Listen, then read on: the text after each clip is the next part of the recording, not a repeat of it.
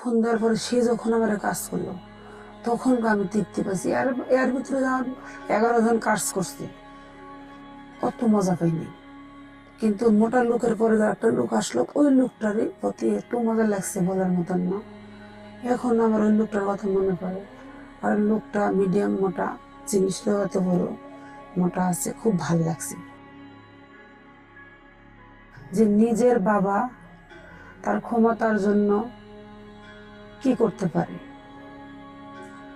আমার বাবা আমাকে কিছু নেতাদের হাতে তুলে দিল, মানে বলা যায় পাতি নেতা আছে না, কিছু নেতাদের হাতে তুলে দিল শুধু তার ক্ষমতার জন্য। মানে তার সে ক্ষমতা চায়, সে মানে যাতে তার কথা মানুষ শুনে, উঠে বসে, এই জন্য। তো কেউ কখন মানে বাপেও যে নিজের মেয়েকে যে এইভাবে তার নেতাদের হাতে তুলে দেবে, আমিও কোনোদিন কল্পনা করিনি। যে বাবা আমার অনেক ভালোবাসতো, অনেক আদর করতো, ঠিক মতো খাওয়া দাওয়া করে, তো কাপড় চোপড় দিত, সেই বাবা নাকি আজকে তার ক্ষমতার জন্য সে মানে বড় ধরনের নেতা হবে দেখে সে তার আর মানে অন্য নেতাদের হাতে তুলে দিল। তুলে দেওয়ার পরে আমার জীবনে কি বলবো, আর এমন একটা বড় ধরনের ঘটনা ঘটে গেছে।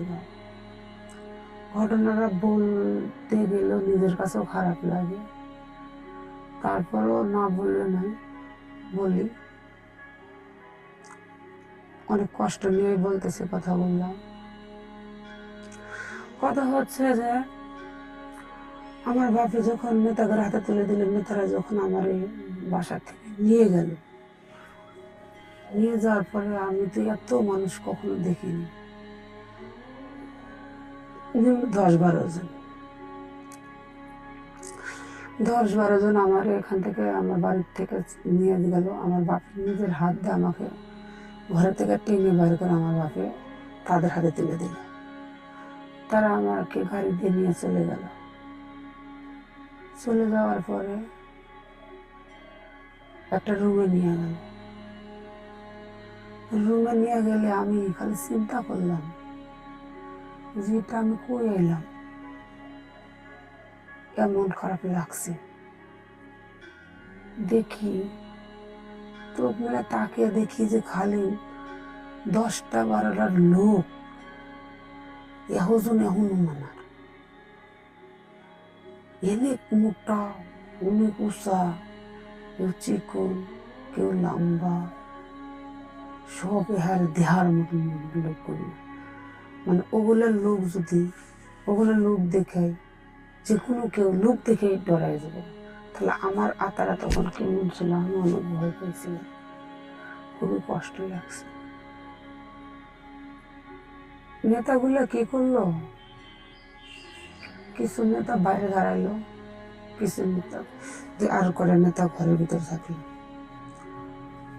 একই সাথে আমি বলছি, যা দেখেন আমাকে আপনারা ছেড়ে দেন, আপনাকে দেখা আমি ডরাইতেছি। কোনো ডর নাই, কোনো ভয় নেই, কোনো কিছু না। ও সে আমার আগে কি করলো, ইচ্ছা মতে আমার সাথে সবাই এসব কাজ করলো। কিভাবে কাজ করলো বলবো। প্রথম একজন আমার ধাক্কা মেরে ফালাই দিয়ে বলতেছে কোনো সাউন্ড চলবে না, আমরা যেভাবে কোনো সেভাবে চলবে। একের পরে একজন আমার সাথে সব কাজ করলো, অনেক কষ্ট লাগলো। কি করব, নিজের বাপই আমার আগর হাতে উঠাই দিছে, কার ডাক দেব, এখানে চিল্লাচিল্লি করে তো লাভ নেই। একজনের জিনিসটা এখনো মনে, একজনের জিনিসটা তো এখনো মনে। একজন কি করলো, আমাকে ধরে রাখে, আর একজন কাজ করে। এইভাবে করতে 12 জন আমার সাথে কাজ করে। 11 জনের পরে যেন আর একজন গেল, 12 জন, মানে 12 জন হবে। ওই লোকটার ভিতরে একটু মায়া আছিল, বলতেছে যে তুই এইসব কাজ যে করলি তোর কি খারাপ লাগলো না? আমি বলছি খারাপ লাগছে। আপনি দেখেন আমার বয়স কম ছিল তো, অনেক কষ্ট লাগছে। সে কি করলো, আমার এমন ভাবে একটা প্রশ্ন করলো যে তোর মা নেই? না, আমার মা মারা গেছে। এই কথাই বলছে যে তোর কেমন বাপ হইয়া তার মেয়েরে আমাদের হাতে তুলে দিল, সে আর নেতা হবে দেখা তার ক্ষমতার জন্য। আমি বলছি যে এখন কি করব? তারা বলতেছে তোর আমরা 12 দিন হবে কাজ করছি, আরো লোক নিয়ে আসবো। আর আমি কইছি যে আপনারা যেটা করেন তা সেটাই, আপনাদের উপর আমি কোনো কথা বলবো না। কারণ কি কম, কারণ বাধ্য করতেই হবে। এখানে যদি করতে করতে যদি আমি মারাও যাই তাতেও কোনো সমস্যা নেই, কারণ আমার নিজের বাপই তো আমার উঠে দিচ্ছে আপনাদের হাতে। তো এমন জোরে জোরে আমার সাথে এসব কাজ করলো।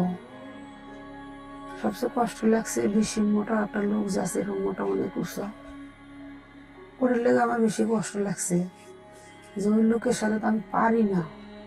তারপরে ওই লোকে আমার সাথে এমন ব্যবহার করলো জোর করে।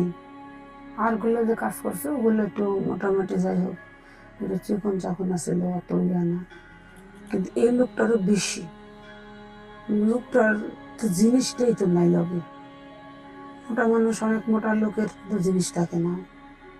এটা দেখলাম কিভাবে, যে এতই লোক গেল, কিছু কিছু লোকের আছে, কিছু কিছু লোক, কিন্তু ওই লোকটার এরকম মোটা, জিনিসটা এতটুকু আমি হাতে খুঁজে পাই না। সে আমার বলে কি এটা হাতা বের করে ডোবা কাম কর না। আমি কিভাবে কি করবো? আমি ওইসব কাজ করবো না দেখে আমাকে এখানে একটা থাপ্পড় দিল, এখানে একটা থাপ্পড় মারার পরে তারপর আমি কি করবো? আচ্ছা ঠিক আছে, পরে আমি ওটা ধরি, জিনিসই তো না, কিভাবে কি করবো? সেই লোকটা আমার সাথে অনেক খারাপ ব্যবহার করলো। হয় আমি পারি নাই তাই খেয়েছি। সে একটা লোকের ফোন দিয়ে তারে নিয়ে আসলো। সেই লোকটা একটু বেশি মোটা না, যেখানে আছে হেরে বেরিয়ে আসলো। তাকে নিয়ে এসে আমার সাথে ইচ্ছা মতো কাজ করালো। করার ফলে একটা কথা হচ্ছে, আমি আমার বাবার যদি সে যদি আমাকে জন্ম দিত তাহলে হতো, তার সাথে তার আমাকে জন্ম দেয়নি। আমার মা আমাকে নিয়ে ওই আমার বাপের সাথে বিয়ে করছিল। আমার মা তো মারাই গেল, এই জন্য আমার বাপে আজকে এই কাজটা করতে পারছে।